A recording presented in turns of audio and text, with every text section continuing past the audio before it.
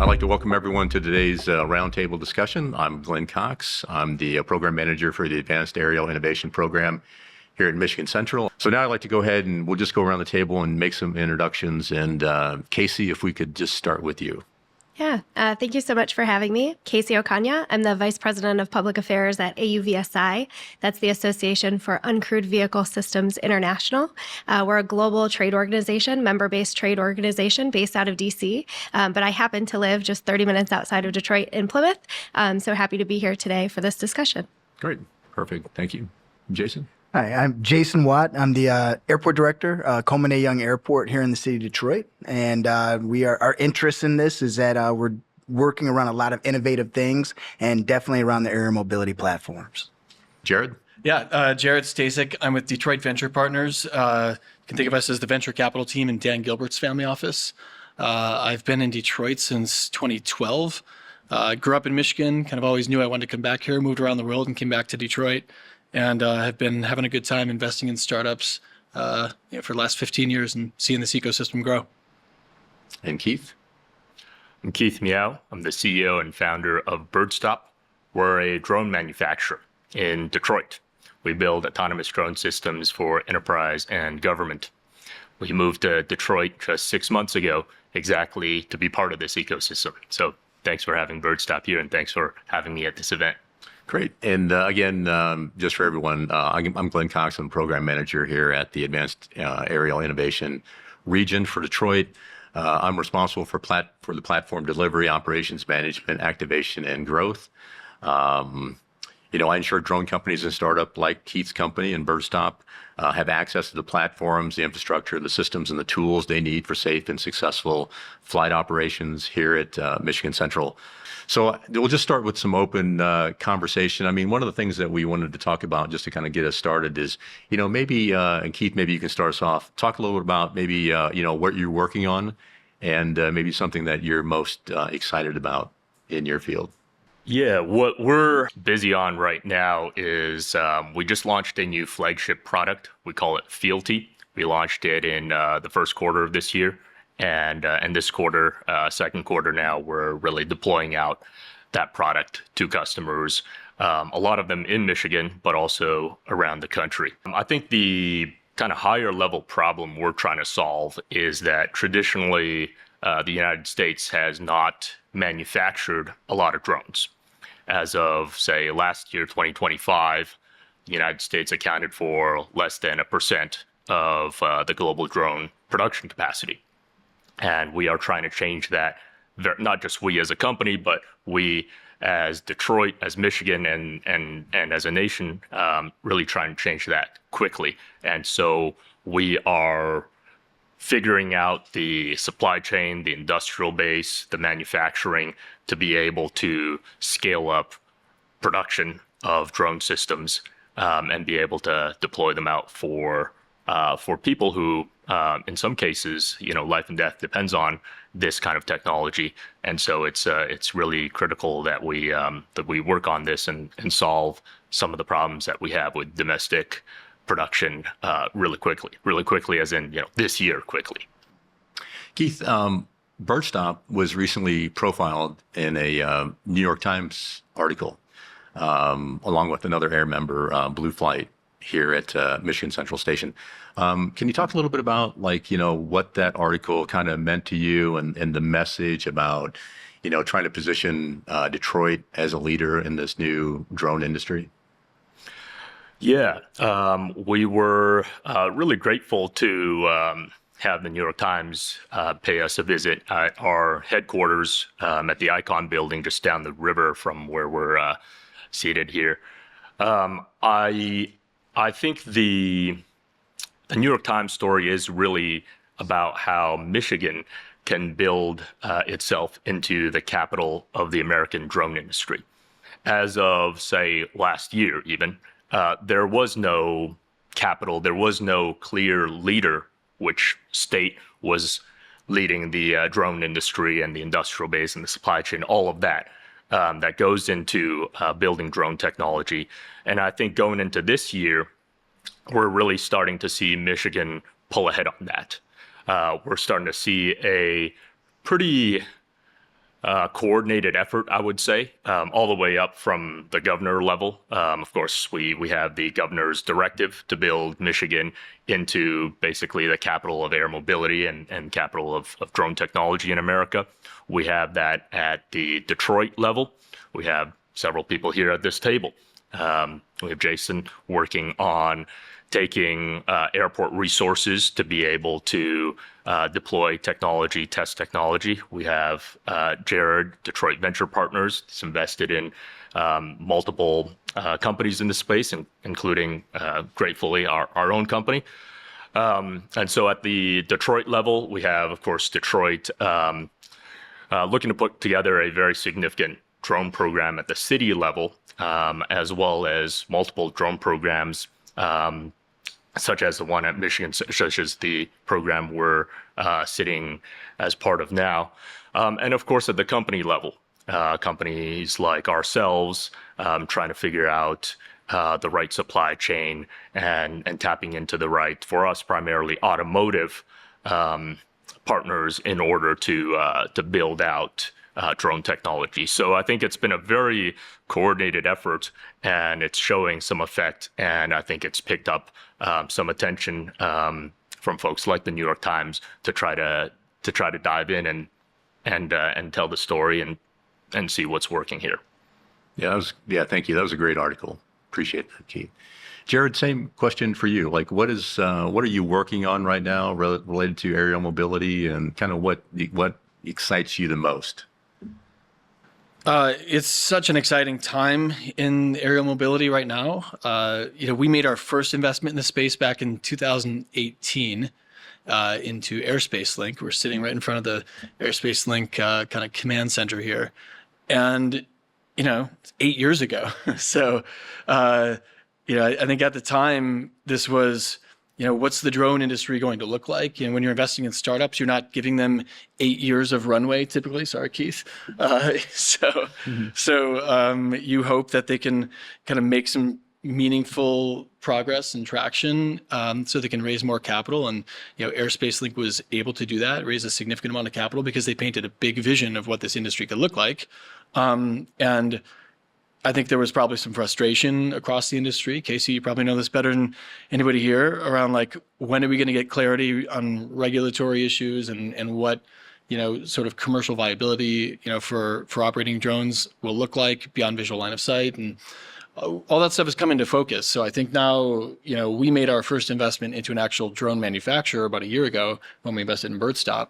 And we felt like the time is right now, that, we're at that moment where drone companies are really going to start taking off. They're going to start being used in all kinds of applications, whether it's public safety, private sort of security. Keith can tell you about some interesting new use cases that they've got around monitoring, surveillance on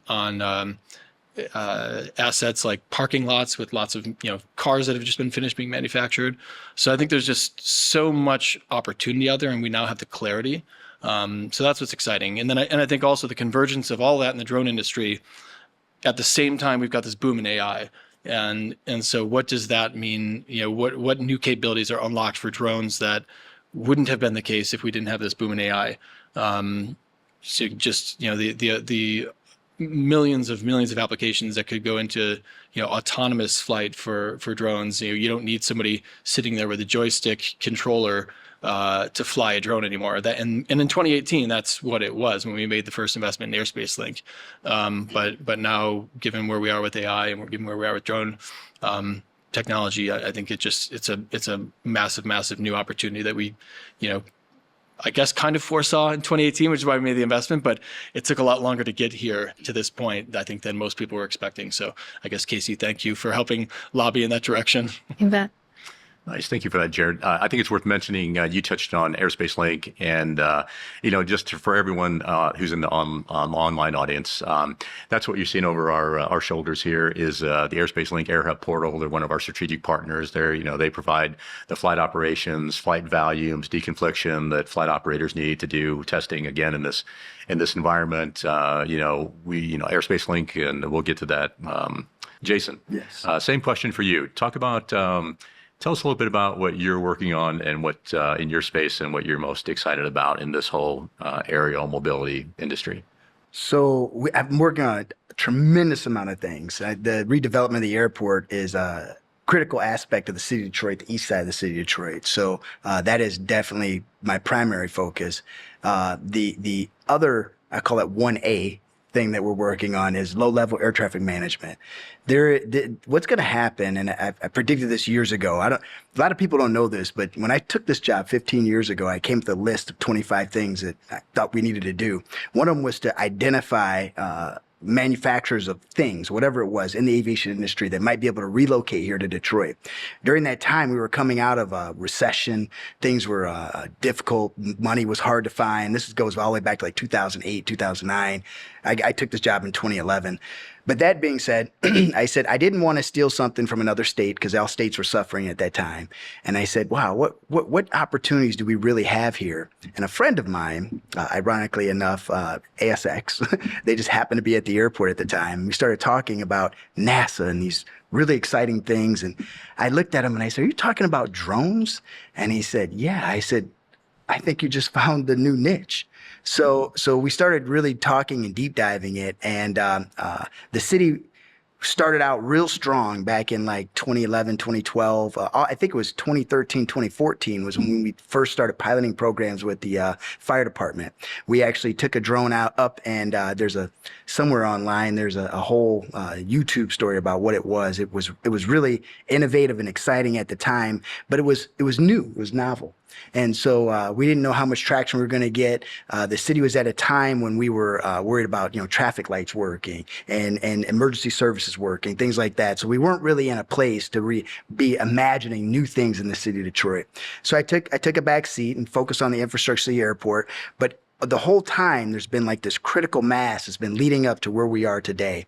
And I even informed a friend of mine that was building drones. I said, hey, don't build a drone. Let's talk about the infrastructure needed.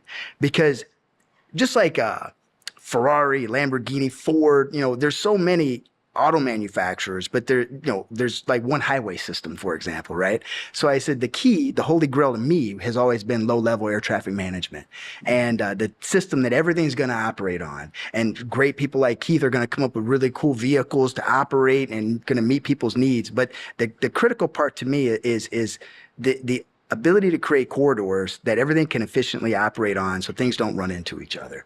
And that's our primary focus from an aviation standpoint, is make sure things don't fall out of the sky. And with all these exciting companies, Amazon, Birdstop, I mean, the list is huge and they're great companies and they've all chosen to come to Detroit. So my thing is there's a ton of things going up in the sky, but how is it being regulated? How are we managing that? And so to me, literally the most important thing the city can do right now is define a low-level air traffic management system. Our concepts around that, because of Michigan law and federal law, we're not able to create corridors, but what we can do is create operating procedures that the city can operate on. And I'll throw out there, Airspace Link has a contract with the city of Detroit, and they're working very closely with us in our UAS governance team to come up with ideas around pilot programs and different things, expanding the TIZ. But really, for me, again, and I'm going to say it again because it's important, low-level air traffic management is the most important thing we need to do right now so that people like Keith can be successful in this space. Great. Jason, thank you for that. Casie, same question. What are you working on right now in the aerial mobility space, and what excites you the most? Yeah. So what's interesting on a personal level for me is that I originally, when I moved back to Michigan from California, similarly was in the Bay Area, I was working for Ford and was looking to do something a little bit different at a different scale and working on something different and unique, and went over to Airspace Link. So I used to work at Airspace Link. So it's all these kind of little trickle pieces coming together that now, after Airspace Link, I went to AUVSI and now get to live in Metro Metro Detroit, but have a global impact. So far this year, we've been working on a lot of different programs around scaling secure autonomy. So I work on programs called our trusted programs, which is Blue UAS, Green UAS, some of our training programs, our trusted operator programs. And so being able to do that remotely from Metro Detroit and having that global view, and then still, supporting the local Detroit community with everything we're doing. We just brought Exponential, which is our biggest conference, the biggest global conference on all domains, not just drones, but maritime,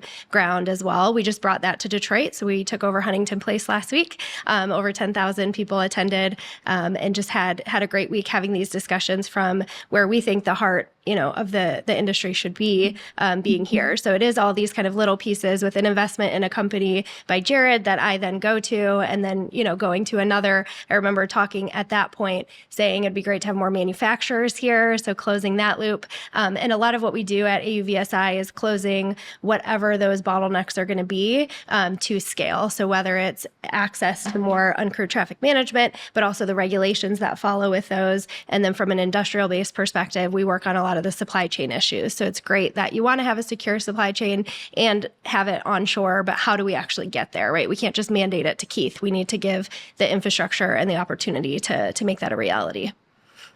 Yeah, let's stay on the topic for a little bit, because I know I was at Exponential all 3 days. Keith was there and his team. Birdstop was well represented there. Jason, I think you said you went there. Jared, did you get a chance to go? I popped over. Yep. Let's just talk about that a little bit. And Keith, tell us, from your point of view, what that meant for Birdstop. Maybe how some of the conversations that people came up to you to talk about. Maybe what some of your takeaways were. Yeah, first off, we were really thrilled that Exponential came to Detroit. This is the first time that it's in Detroit. Casie, thank you and your organization for bringing it here. And I think it coincides with Michigan's and Detroit's ascension to be the capital of the American drone industry. And so we've seen. The first thing I noticed was that a lot of the people that we had been working with had come to Detroit for the first time, and they loved it. Some folks we got to see outside of the conference as well, take them around, show them our place, show them other places that were deployed, be able to be with them here in Michigan Central. Glenn, you and I were up here for the drone light show, where we had people from all over the country fly in. So the first thing was how it was the first time that so many people in our industry had been to Detroit, and how everyone that I spoke to really understood how Detroit's vision on adapting the industrial base that's been built up over the past century to this critical new industry that we're building, really kind of from scratch right now in the United States, namely the next generation of the American drone industry. And so it was really great to see that resonate with people from all across the country. All around the world, actually, there were people who came to us from Europe and other countries that wanted to talk about Detroit and Michigan and the role in not just the American but eventually the global drone industry. I think that's kind of where we would love to see the conversation in a couple years' time. It's in the year 2026. For us to talk about the global drone industry and leading the global drone industry a little bit premature, when America less than 1% of global drone production. But I think in another 18 months, 24 months, to be able to be in a position where what we're doing here in Detroit and Michigan could be something that has really global impact and could be technology that leads the world. So yeah, I think at a high level, really great opportunity for now the world's largest drone conference, probably by a large margin. Definitely recognized as the leading congregation of people in this industry to be in Detroit. Yeah, it's great. And since you mentioned it, shout out to one of our sponsors that was here, Firefly Drones out of Auburn Hills, Michigan, for putting on a spectacular drone show Wednesday evening. I think we had over. After a very busy, after a full day on Wednesday at the expo, I think we had close to 700 plus guests here for the underground after party, followed by the Firefly Drone Show at the end of the evening. So that was pretty special and a spectacular way to end the day. So, Jason, anything, or Jared, your takeaways from Exponential? Yeah, well, I'll just say the next morning I was in Firefly's office in Auburn Hills, meeting with those guys and talking about the drone industry. And, of course, they know we're invested in Birdstop, and we're talking about supply chain. We're talking about common challenges that everybody has. So I guess the point being, we're starting to get that critical mass, that critical density of talent here in the drone industry. And I think it's rightfully exponential. I think it's going to be like exponential growth. Like the more talent we bring here, the faster these companies are going to grow. It's going to be a big effort to go from 1% to 10% or whatever the global drone industry. But I think we're well on the way, and it does feel like we're leading the way here in Detroit. Also, anytime there's a big event happening in Detroit, I think it's just amazing for the city. And when we have big events in some of the bedrock spaces downtown, we love to show kind of all of downtown and come over and look at this amazing space here at Michigan Central and New Lab. And I think the more that kind of stuff happens, where we take people out and show them the whole city, not just downtown, check out other parts of the city as well. Get over to City Airport. The just great things for the city of Detroit. So I love to see these big events, these big conferences, and we should all be doing what we can to recruit more of them here. My highlight was the drone show, but I have a second highlight, and it was actually meeting with AUVSI and the mayor. That was a great experience. They came over to the mayor's office. It was a great meet and greet. She got a chance to learn more about our industry, and it was just a great conversation. I know that we're being led in the right direction. We work with AUVSI, which is very nice. So good on you guys. But beyond that, I'm just going to share the same sentiment you guys have. I mean, it was an unbelievable event. I mean, I learned so much that the first 2 days my head was spinning. I mean, I did demos with Birdstop. I did demos with ASX. I came and worked, saw Airspace Link. I mean, it was just so much, and it's exciting to know that Detroit is like becoming the center of gravity for all this.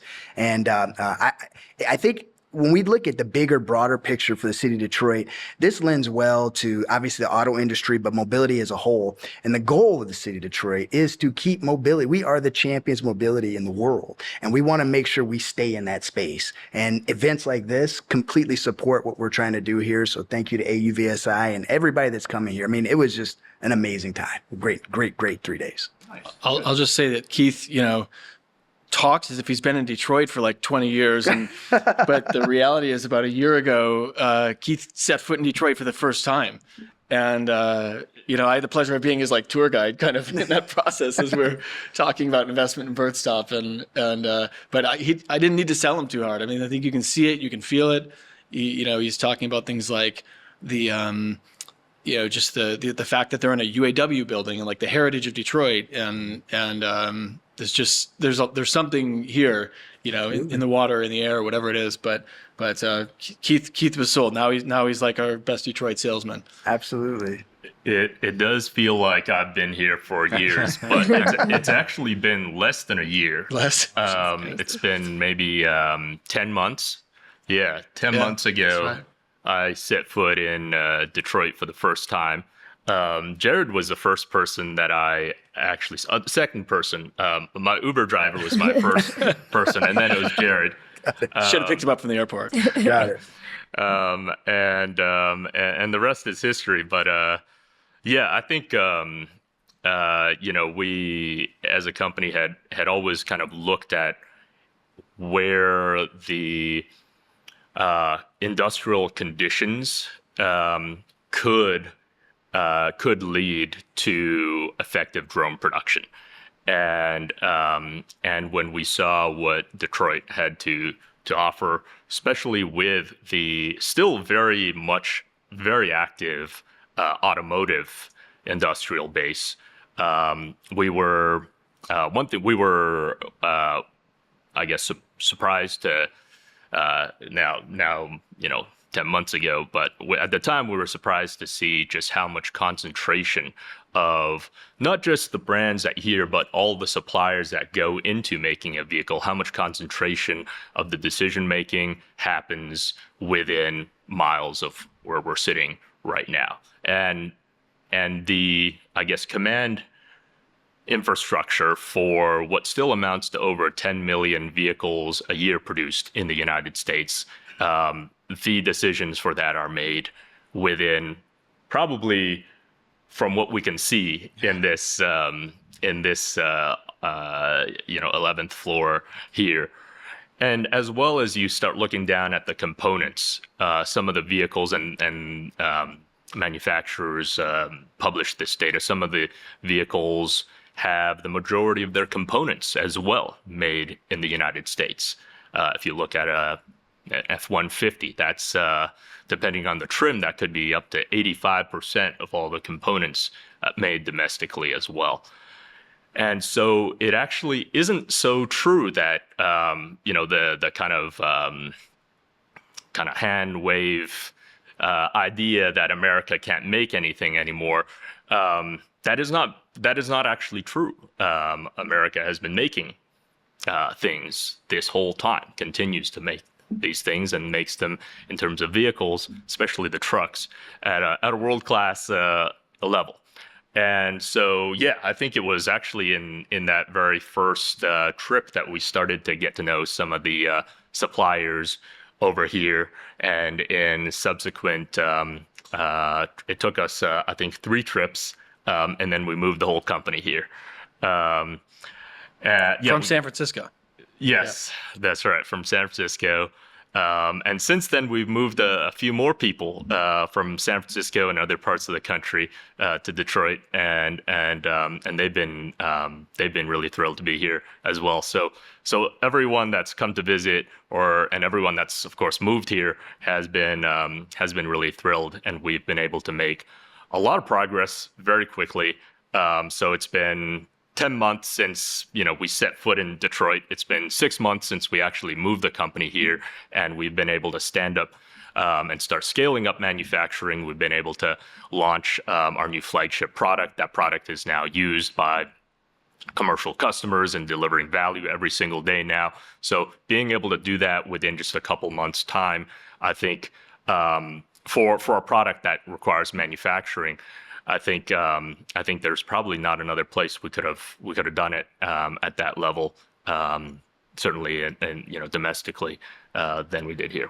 Keith, I want to jump on your talking about the auto industry. Mm-hmm. So a lot of people don't realize at one point, and I don't know how accurate my numbers are today because I got this data maybe a year or two ago, but we were the second largest producer of aviation parts in the country. Michigan is. So a lot of our tier 2 auto suppliers do make a lot of components like whatever for the aviation industry. So there is a large aviation base here in the state of Michigan to tap into.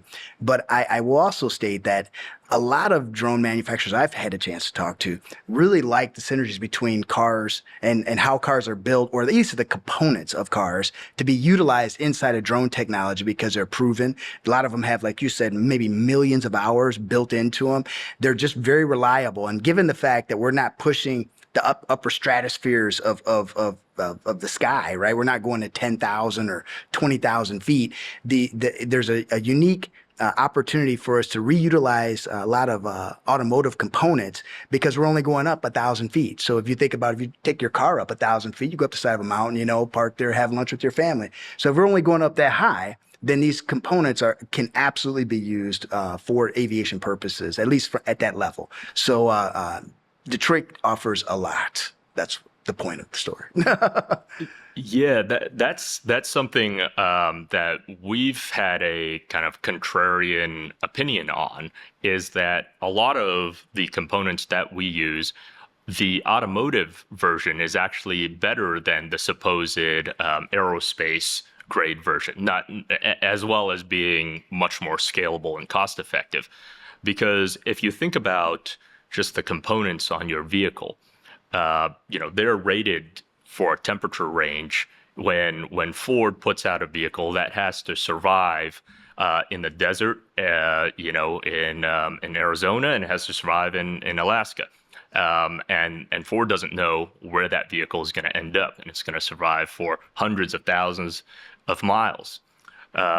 Something that Jared, we had talked about in kind of the early explorations of the supply chain about the cameras, which when we buy cameras from the defense side or the aerospace side, that comes with a long lead time, small volumes, and of course a very high price tag.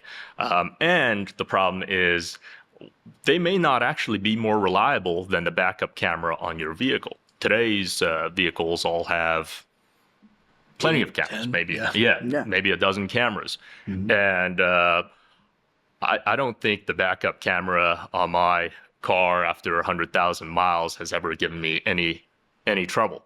And that would be, I don't know that any American-made drone on the civilian side at least has 100,000 miles on it before some other component needs to be looked at. And so, it's kind of in that context that we really designed our products to lean more automotive. Our latest flagship product, Fealty, I think right now 79% of the components map over to something that's in a car. And we've been, I guess, dancing the dance, if you will, with the automotive suppliers to try to bridge that gap, because there is, of course, some gap between how you supply for vehicles and how you supply for this new thing we're bringing to these suppliers in the form of drones. So we're kind of trying to bridge that gap so that we can tap into much more of that supply chain. And I think that's going to drastically change everything. I think part of the reason we've struggled, as the United States struggled with producing drones at scale is because there's so much reliance of the supply chain on the defense side. And maybe that's fine for some of the defense products, and that's important. But if we are ever to make commercial drone products that have the right economics, the right reliability, the right components for commercial users, which is still by far the largest market of drone technology, then I think we really have to unlock commercial supply chains that have commercial economics and commercial scales, tens of millions or at least millions, as opposed to, hundreds and thousands, et cetera. Yep. 100% agree. All right, Casie, I want to give you this next question in your direction. I think we've heard a lot about what do you think, what attracts companies to Detroit. So maybe we can kind of touch on that, because I know you have, the scope of your responsibility is not just Detroit; it's even national, if I understand that correctly. So I think you have kind of a very interesting perspective you can share here. So if you can kind of tell us a little bit about, from your view, what do you think attracts companies here, and then what are some challenges or advantages that you see for companies want to come to Detroit? Yeah, from the perspective of AUVSI, where we're working on global partnerships, national partnerships, regional partnerships, I think that the unique part is always how whatever partner is approaching it. And so you see all of these different types of approaches, from economic development to different incentives. And one of the things that Detroit does really well is the way that everything is connected, especially in this industry. So I have interacted with everyone at this table at some point before today, and before we were even thinking about bringing Exponential here. And so that kind of speaks to how the industry is talking and deciding what it wants to be, and having that end vision that Jared was talking about, and then a plan to execute on it. Not just this is what we want to be, but let's go talk to the smartest people out there to figure out how we can create that vision and make that a reality. But I think specific to Detroit, in addition to the vision, is just all of the resources and assets that we've been talking about, right? You can't always build things that we have, such as an international airport, really quick access to Asian countries, had a direct flight to Korea that really helped my schedule this year. Things like that you just take for granted being from Detroit. So there's a lot that goes into it, but I think that just the general assets that we have in terms of the maritime infrastructure as well. I know that the Coast Guard just made a big announcement about some maritime autonomy here. So in addition to drones, and I think not only looking at dual tech, so commercial and defense and those supply chains, but also cross-domain tech. Those are going to overlap as well. And I think that that's something Michigan does really well in having all of those assets in addition to the vision and getting us there.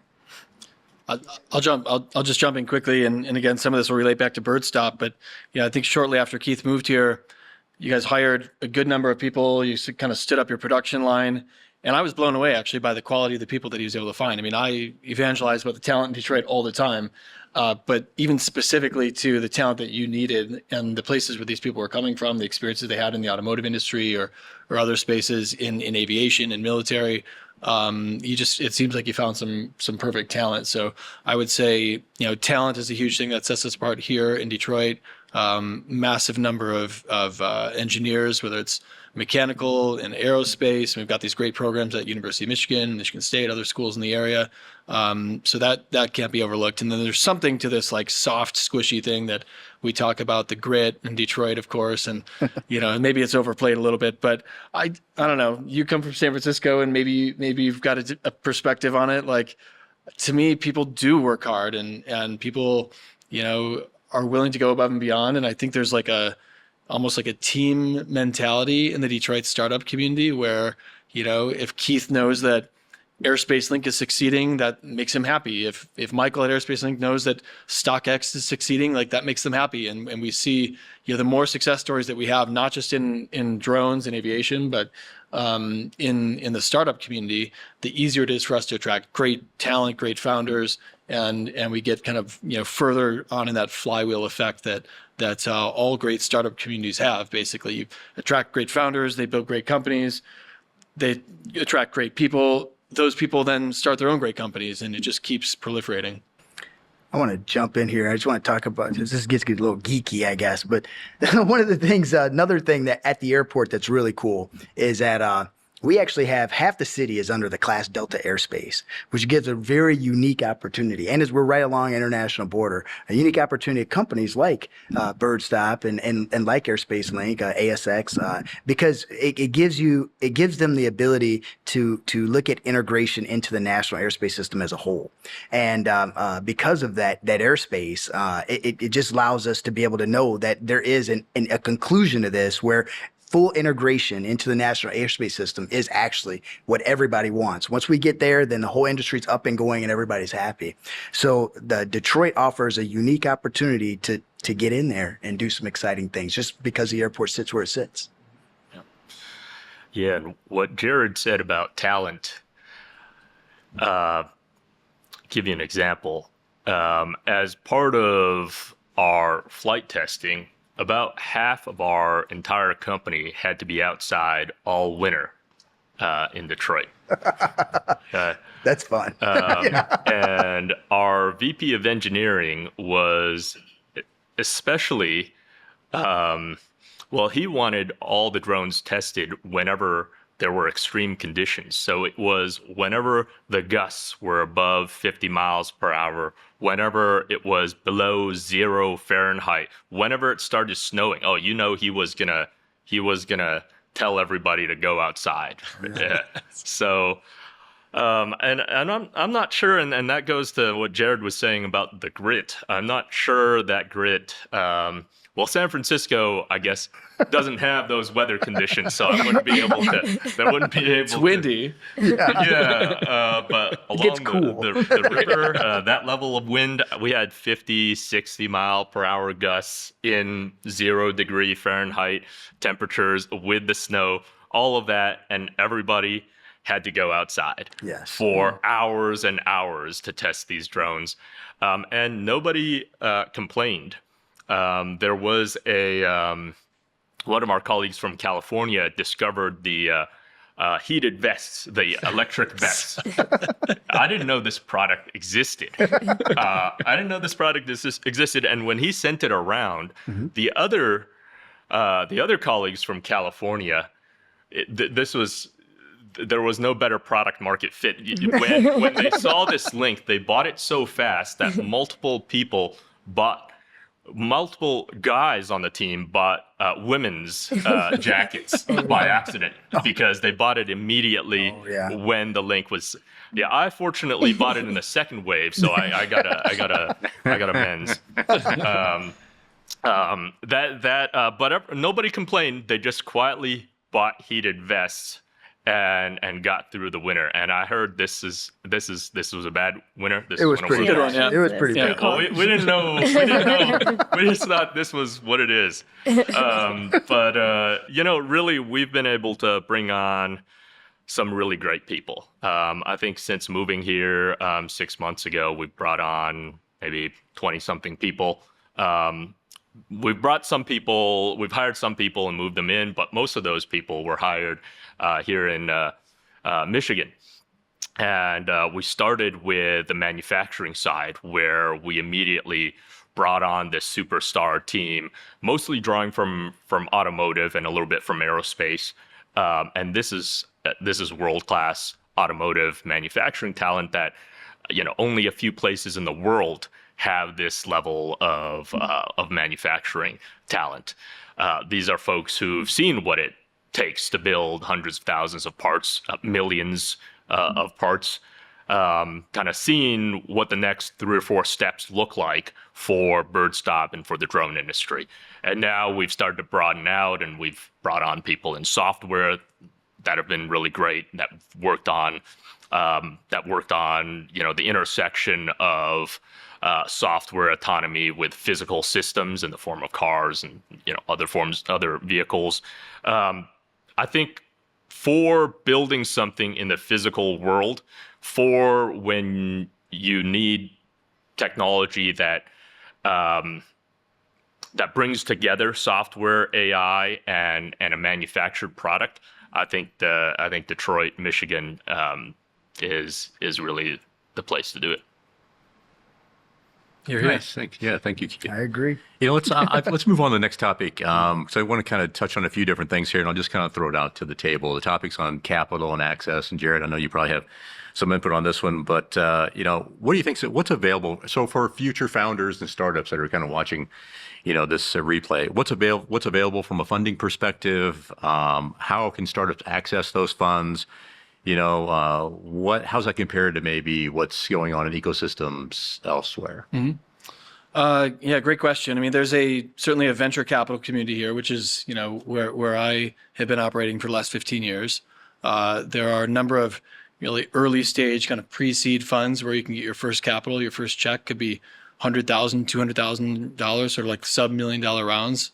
There's some non-dilutive funding, various programs, as well. And then there's, like Detroit Venture Partners, we typically invest in pre-seed, seed, Series A, so like all early stage. And we've got a lot more flexibility. We can do, really small check. We could do $100,000 check, and we can do several millions of dollars checks. So there's a handful of investors, who are investing really with a focus on Detroit, and we're one of them. So there's, to me, there's capital here that the, investors will identify the great founders. And that's, I think in a space like this with all the excitement around the drone industry and where it's going, and the sort of the regulatory clarity that we're seeing, and the combination with autonomy, I think that the TAM, as we call it, the total addressable market, is just massive in this space. And so if you're building a company in this space, check, you've got that. The next thing that you really evaluate as an investor is the team. And so, again, we're looking for great founders, and whether the founders are here or they're elsewhere and looking to come here, I think there's tons of talent, and it's our job to kind of make the case for Detroit. Why come here, Keith? Why build your company here instead of, in San Francisco New York or wherever else you might be. So Those are boring places. what's that? Those are boring places. Those are boring places. That's right. I mean, what I tell people honestly is, and I've lived in the Bay Area. Same. I've lived abroad for a few years, and I've lived in Chicago, and so I've lived around. But like Detroit, to me, is this place where you can have an outsized impact, and I think founders understand that because founders are builders by nature. Like they're starting from something from the ground up. They want to build. They want to create something. They want to make the world a better place. And I think in Detroit, it's sort of that self-selecting, self-selects toward that mentality of people who want to build stuff and get off the ground. So, to me, identifying great founders is the biggest, most important part of the job. I think, we will continue to back great founders in Detroit and hopefully over the next decade, like it's hard to believe it's been 15 years I've been in this role with Detroit Venture Partners, but for the next 15 years, I think we're going to do even more. I think we're going to take some bigger swings. I think we're going to, we'll see more focus on industries like this one that really are starting to make Detroit like, the drone capital of America. I want to hear Casie too, but I just wanted to ask, do you guys invest in infrastructure too? Things like that? Or do you primarily just companies? How does that work? In infrastructure, I mean, like I would consider Airspace Link, for example, an infrastructure, but it's digital infrastructure. I'm thinking more like this physical, like the train station or like, things like that. Yeah. Those types of spaces. So I mean, our team is part of a broader, family of companies, Dan Gilbert's family of companies. Rock is the family office. Rocket, of course, the mortgage company is kind of the mothership. There's a real estate company called Bedrock that is invested in all kinds of real estate and stuff downtown Detroit. So yes, we invest in infrastructure, mobility, kind of all the things that connect those spaces too, in the city. But my team, like personally, what I work on day to day is much more like, startup companies. Understood. Yeah. I was just going to add to that too. On a macro level, from a funding perspective, there was a while in the industry where there just wasn't the demand signal. And so there was kind of a bubble where everybody thought this was coming and the money was freely flowing. And then it was, where are the regulations? Where are the demand signals? How are we actually going to scale this? And so it's been nice to see this year, especially, a lot of that demand signal is coming in. And so there is capital available. And so hearing how you guys are positioning the capital here is really great, because as a trade association, when money comes into the industry, we want to see it go well and scale and do well, and have a plan behind it, especially with the approach that you guys take and being thoughtful about where you're placing that money and how you're going to support those founders with different infrastructure or with different connections, whatever it might be. So it's a really interesting time at a macro level that there is a lot of funding available to these companies. And so being able to say, the color of money is a little bit different depending on where you're getting it from. Yeah, I mean, we view the market as like there's really only a couple of players that have raised large amounts of capital to be drone manufacturers in America, and Keith will tell you like Birdstop's goal is to be the next great American drone manufacturer. Absolutely. And so they've got the early stage capital, and now comes customer traction and product market fit and growth, and I think again the market opportunity is clear enough that you start getting that commercial traction, and these companies will really have a great opportunity to grow. And I think the cool thing about this space is that there's so many different use cases. So Birdstop's not creating a drone to do agricultural irrigation sort of stuff, or they're not creating a drone to do window washing. Like we've seen companies that do all these different things, and there's just so much space for new companies to grow and kind of pick a lane. Yeah, I think in the recent year, 2 years, there's been a lot of capital that's been put into building in the physical world, and the popular term of physical AI. But when you actually look at what founders are building in the Michigan world, in Detroit, it's that's just another term for what we're doing, what people are doing here in Michigan, what Michigan has been building for a long time. So I think what I'm seeing is that if everything is channeled correctly, that Detroit could be taking the best of Silicon Valley's speed and disruptive mentality and combining that with the industrial strength and the ability to actually make things in the physical world. And that combination is really powerful. And that combination is exactly, I think, what the world needs right now, what needs to be done domestically right now. For me, simply is I make it totally simple because I'm pretty simple. The deal is that 100 years ago we went from horses to cars. So now we're kind of, I mean, maybe a little bit longer, maybe 110 years ago, the big push happened. So I see that evolution happening once again here in Detroit, and we are poised for the moment because all the infrastructure to take us from that transportation modality to where we are today it literally is here. It just needs to be restarted. And that's been the fun thing to watch in the city of Detroit, because just in the 15 years that I've been here, I mean, the city has completely been transformed, and it's a very exciting place. And I know Mayor Sheffield is moving things forward on the technology side of everything. So it's just a very exciting time to be part of the city of Detroit. And it's an honor to work for the city right now. All right. It's been a great conversation. Last topic, and I want to start with Casie, and we'll just ask everybody to kind of participate in this one, is about the future. So what gives you the most optimism, and what message would you like to leave for companies that are considering coming to Detroit? Yeah, I think coming off of Exponential, which was kind of the biggest show we've ever had, co-located with MDEX, the Michigan Defense Expo. It's really just that we've moved away from what is the concept of these things? Can they work? Are they going to work? How are they going to work? To how quickly can we build this, and how are we going to get it to scale? And so moving into that was kind of the perfect landscape for Exponential in Detroit as well, because that's what Detroit does. We build things, and we build them at scale, and we figure out how to get things done to the point of grit. And so when we look at the future, it's really about that momentum behind it and having a platform in Detroit that can accelerate what we're doing in the industry as a whole. Jason?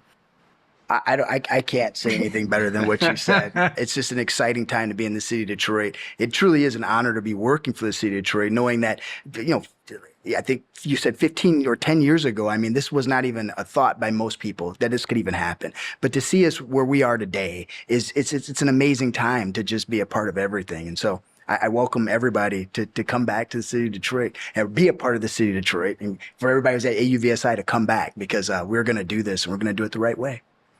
Jared, same question. What gives you the most optimism, and what message do you want to leave for companies that are considering coming to Detroit? I'm very optimistic that we can build this industry here in Detroit, because we've built other industries here in Detroit, and it's the same formula. It's it's talent, it's I think collaborative, sort of hard work ethic, the type of people that we have here. All the natural resources that we have, and in this industry, I think we've got even more than in others because of the groundwork that's been laid from the automotive industry and just other industrial spaces here. So I'm optimistic that Detroit has kind of a right to win this, and everybody's kind of lining up together and holding hands and jumping into this together between, investors and startups and government and airports and everybody. I mean, there's nobody trying to tell us that we can't do it. And so, I think it's just up to us. We've got the opportunity, and it's like ours to seize. And I'm hoping Birdstop and many other companies here really are like the next great American drone manufacturers, and we can build a real industry here that, probably 10 years ago, people didn't have Detroit on their bingo card for who was going to build the Detroit but I might have been the only industry. one. Yeah, we all did, of course. But I think, we've done it before. We got all the ingredients, and we just got to keep working at it. Keith, same question, and we'll let you, we'll give you the final word to kind of wrap things up for us. Yeah, so right now at Birdstop, we are really in the weeds of figuring out the supply chain, figuring out the manufacturing, delivering these products to customers, and solving all of those problems on a daily basis. But when I take a step back and think about where we could be in even 2 years, 3 years, with domestic manufacturing picking up, with the FAA opening up the airspace for beyond visual line of sight, or this teleoperated way of using drones, with all of that coming together, we could be in a future just 2 or 3 years from now where there are hundreds of thousands of drones, maybe millions of drones in national airspace, providing services to all of us. Delivery services, rapid response services. Jared mentioned some other use cases earlier, down to washing windows and spraying chemicals. All of these services that can be provided by this population of teammates that are in the sky, just in the sky right above our heads.